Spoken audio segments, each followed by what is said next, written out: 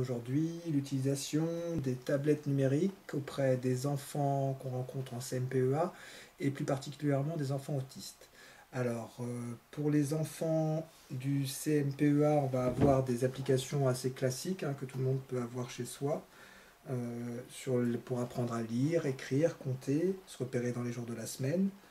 Donc voilà, du français, des mathématiques, des petits jeux de calcul, des petits jeux de logique qui peuvent être utiles puisque c'est tout de suite plus attractif pour les enfants en passant par les tablettes.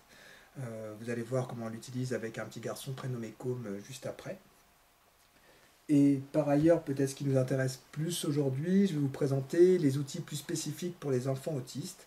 Alors à savoir, une partie importante des autistes ne parlent pas, enfin des enfants autistes ne parlent pas, il serait compliqué d'expliquer pourquoi.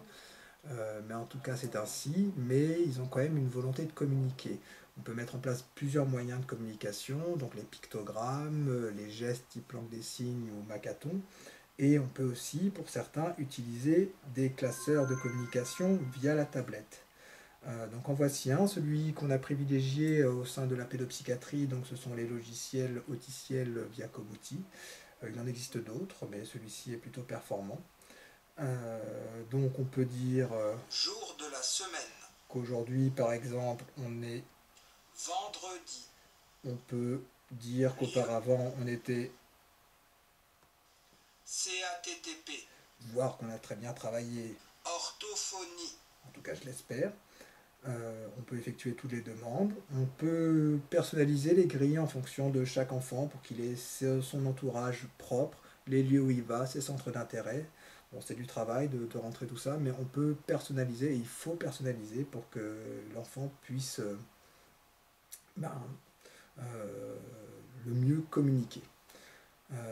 Voilà, on a aussi des outils de séquençage qui permettent, alors là j'ai moins d'exemples à vous proposer par contre, mais je vais essayer de vous trouver ça quand même, Se laver les mains.